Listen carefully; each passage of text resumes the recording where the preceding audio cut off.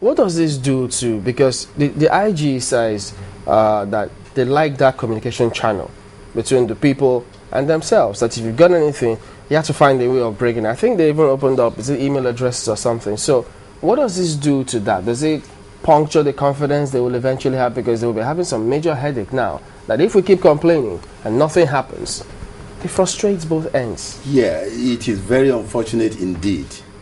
We have not got, I don't think we've got the response of the police authority as to why they did not respond on time. Because their duty actually is to, to keep situations safe. They should brief Nigerians on this. Yeah, sure. I think they owe us a kind of explanation. They owe an explanation. That also brings to the fore my advocacy for more hands to to be able to deter evildoers from perpetrating their mayhem. Because in policing, for instance, the duties of the police first and foremost is to make sure that they apprehend, make arrests and all that. But this other one, private policing, theirs is to deter, theirs is to prevent, theirs is preventive. Because if police prevents, for instance, they will not have people to arrest, and if they don't have people to arrest, there is no yardstick for measuring their effectiveness. Let's take a look at the front page of the Nigerian Tribune. The title says how students were killed. Now, to read a little from what the preliminary report, they said the assailants had guns, machetes, and knives during the attacks. They also had a masked man who would identify each of the targets as they called out their victims.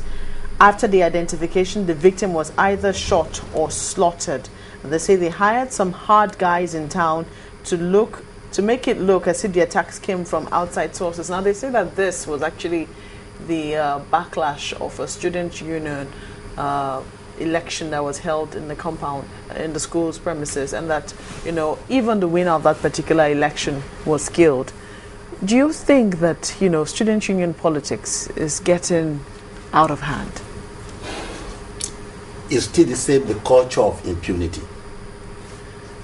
Our days as student union executive, of course, we didn't know all this kind of thing. Shedding of blood was completely anathema to us. Now, we wouldn't say that there have not been bloody clashes here and there among rival courts. But we are not talking about courtism here now, talking about student union politics. I don't think it has graduated to that extent. I don't think so. And if it has, it still boils down to the culture of impunity, that those who perpetrated evil yesterday have not been brought to book. For God's sake, this still a sane society. We are not in a jungle where we have the survival of the fittest and the fittest survive to dominate. We are not there yet. I hate to believe that we are there, because we still have a semblance of of sanity, in the sense that we have police, we have government in place and all that. So I don't think student union government have degenerated up to that extent. They may kind of use a subterfuge in order to make people believe that this is what is happening, going by the trend on campus. I do not think that this is just ordinary student unionism, and this is where the duty of the police comes in, to actually investigate. You see, there is pre-incident investigation and there is a post-incident investigation. I think this is post-incident now, so that they investigate very thoroughly to know who are but my fear again is it the same police that was written to, I was invited, that did not come, that will do thorough investigation? And this is where the problem lies. You do not believe that, student union politics can get this bloody, but some people say that there have been indications that it could degenerate into this with the language of student union politics in the past. Was it like that in your own experience? Not at all. Not at all.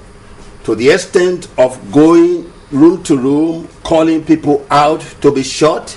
Come on, I mean that reflects Hobbesian state of nature. What I mean I don't think that's where we are. Was the language of student union politics violent or divisive? Because here we also hear that ethnic colorations and even religion came to play in the politics of student unionism in Mubi. And that is what I'm saying, that where the police should actually do their work to know who and who are involved, who are the sponsors of the, especially if there is religious connotation in this, if there is an ethnic coloration in it, so we have to know. Then don't be surprised that one way or the other it will have a way of linking to the to the sponsor, and one way or the other it may link to Boko Haram. One of the things that Bokais have been doing of late is to isolate some Southerners and some Christians for slaughter.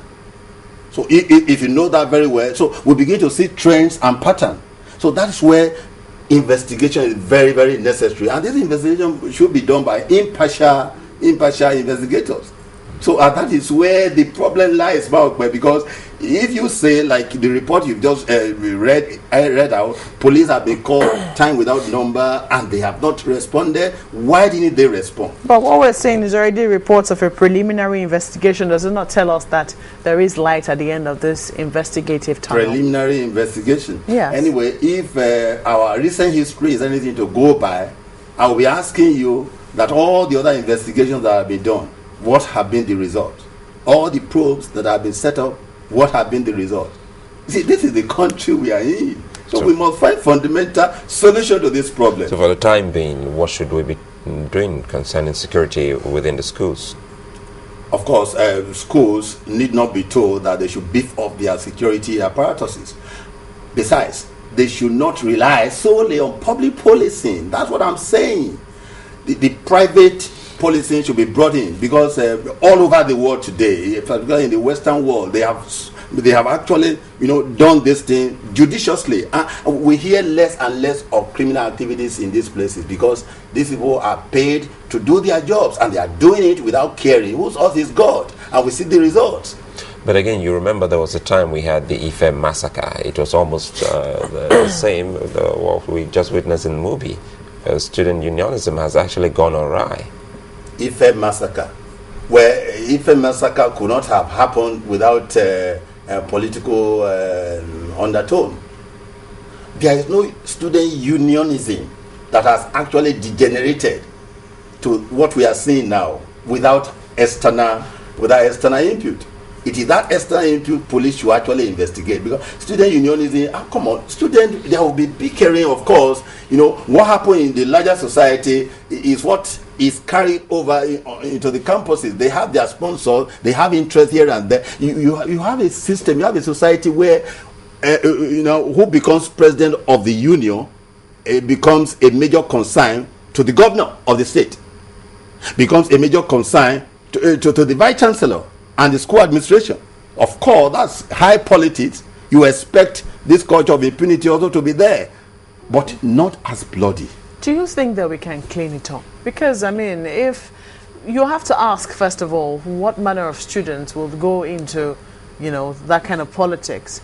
And is that how it should be? And if that's not how it should be, can't we clean it up? Mark, but if they take this investigation very seriously, the way it should be done, you will see the hand of Esau and the voice of Jacob in this whole scenario. I do not believe, still, I stand to be quoted that what happened in Mubi transcended ordinary student unionism. Okay, well, because it's also reported, not confirmed yet, that there were some merchants, maybe big shots, who sponsored different parties for this election. And so some suggested that perhaps that might have galvanized it. Even though some others in the same Adamawa State Polytechnic says, look, we're not sure, we don't have any evidence to link this up with the election. So many theories really going on out there. So the question we should be asking is that, does the police have the machinery, the manpower, everything necessary to go to the root of this matter?